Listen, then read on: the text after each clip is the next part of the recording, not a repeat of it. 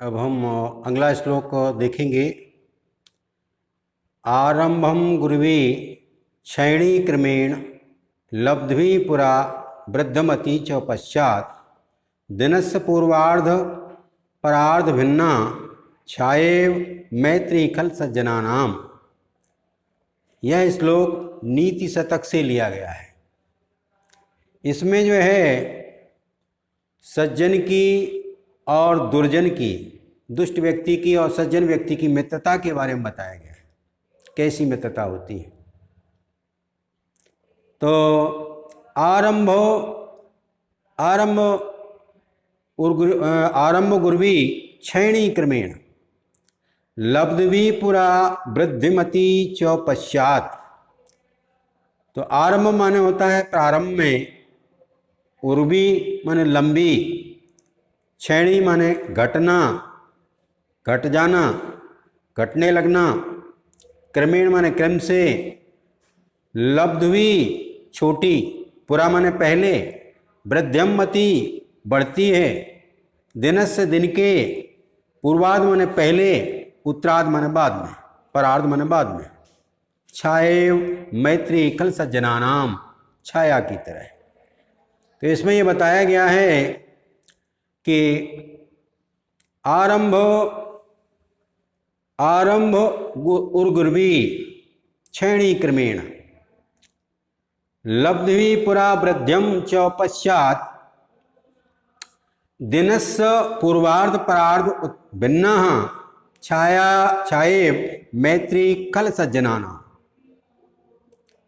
अब जो है दुष्ट व्यक्ति की मित्रता कैसी होती है। आरंभ में वह लंबी होती है। मित्रता जब दुष्ट व्यक्ति करते हैं तो अपने स्वार्थ सिद्ध करने के लिए बहुत जल्दी मित्रता बना लेते हैं, और जब स्वार्थ सिद्ध हो जाता है तो धीरे धीरे मित्रता उनकी जो है क्षैणी धीरे धीरे कम होने लगती है और आगे चलकर जो है समाप्त हो जाती है। इसके बाद सज्जन व्यक्ति की मित्रता कैसी होती है। तो जो पूर्व सज्जन व्यक्ति की जैसे दिन के पूर्वार्ध की तरह होती है। पूर्वार्ध सज्जन व्यक्ति की मित्रता दिन के पूर्वार्ध की तरह होती है। पूर्वार्ध माने जैसे सूर्य का पहले, सबसे पहले पूर्व में यह क्या है, सबसे पहले उदय होता है। उदय होता है और सूर्य जो है धीरे धीरे दिन में बढ़ते चले जाते हैं, और दोपहर के बाद घटना प्रारंभ हो जाता है सूर्य का। तो जो है सज्जन की मित्रता कैसे है, दिन के पूर्वार्ध की तरह है। हमेशा सज्जन की मित्रता, जैसे दिन निकलता है, सूर्योदय होते हैं तो सूर्य क्या करता है, बढ़ता चला जाता है। ऐसे ही सज्जन व्यक्ति की मित्रता पहले थोड़ी होगी और धीरे धीरे हमेशा बढ़ती चली जाएगी। इसके विपरीत जो दुष्ट व्यक्ति होते हैं उनकी मित्रता कैसी होती है, दिन के उत्तरार्ध की तरह होती है, दोपहर के बाद की तरह होती है।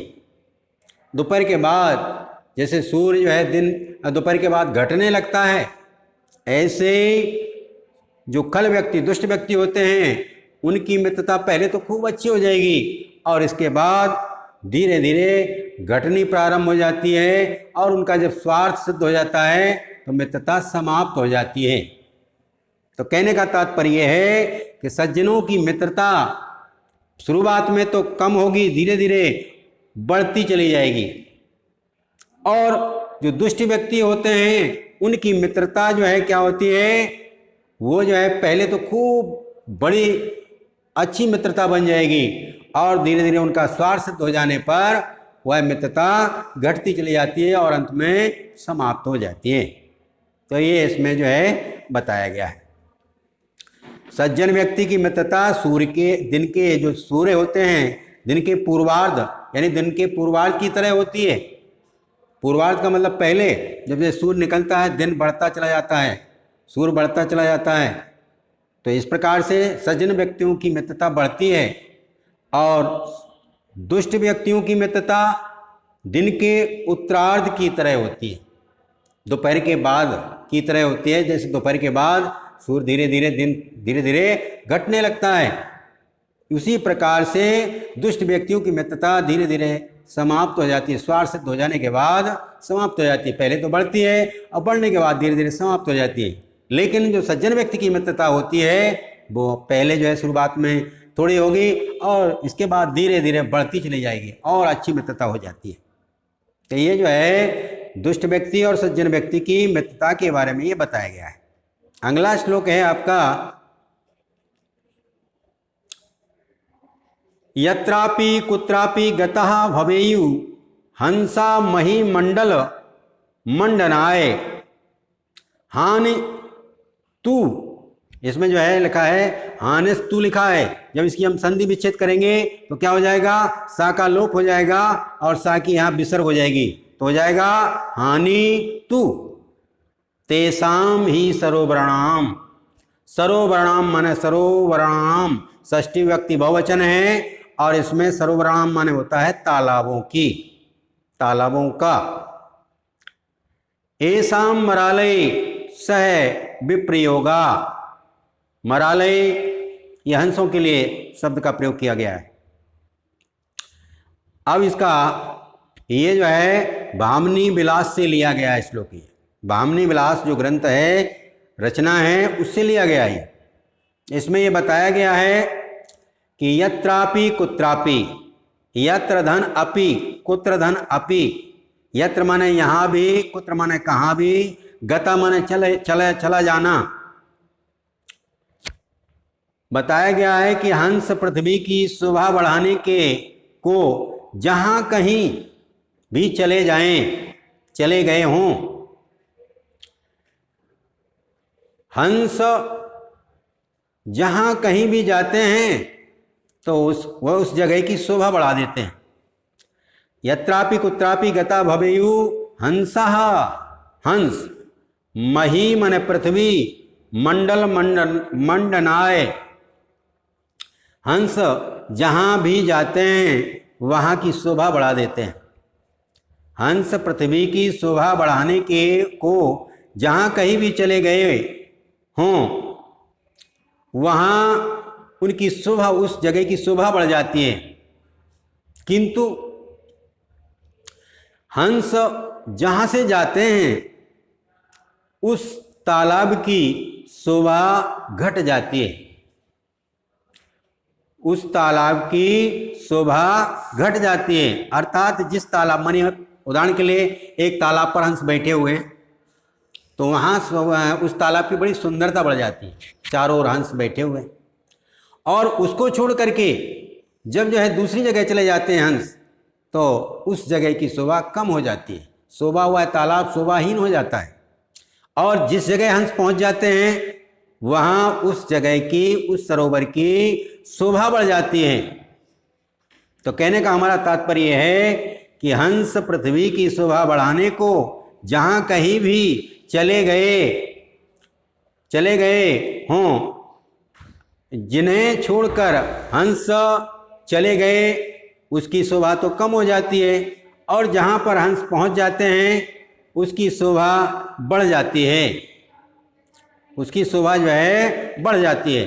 तो कहने का हमारा तात्पर्य है सज्जन, हंस की उपमा सज्जनों से हंस की उपमा दी गई। सज्जन व्यक्ति जहाँ पर होते हैं वहाँ उस जगह की शोभा रहती है, शोभा बढ़ जाती है। और सज्जन जहाँ से चले जाते हैं उस जगह की शोभा कम हो जाती है। ये श्लोक में बताया गया है। अगला श्लोक है आपका, गुणा गुणग्रेषु गुणा भवन्ति ते निर्गुणम प्राप्त भवन्ति दोषा अस्वाध तोया प्रवहन्ति नद्या समुद्रम असाध्य भवत्यपेया अपेया। ये हितोपदेश से लिया गया है। ये श्लोक जो है हितोपदेश ग्रंथ से लिया गया है। इसमें बताया गया है गुणा गुणगेषु गुणा भवन्ति, अच्छे गुण अगर गुणवान व्यक्ति के पास पहुंच जाते हैं तो वो अच्छे गुण ही रहते हैं। वही अच्छे गुण ते निर्गुणम प्राप्तम निर्गुणम जो गुणों से हीन हो, जिसके अंदर अवगुण भरे हों, वहाँ पर अच्छे गुण पहुँच जाएं तो अच्छे गुण भी वहाँ पर क्या बन जाते हैं, दोष बन जाते हैं, दुर्गुण बन जाते हैं।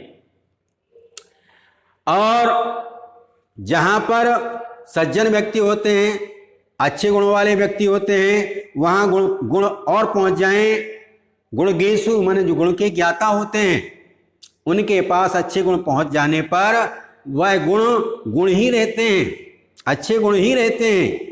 किंतु वही गुण अगर जो है अवगुणी अर्थात निर्गुण गुणों से ही व्यक्ति के पास पहुंच जाते हैं तो वह गुण ना रह करके दोष बन जाते हैं।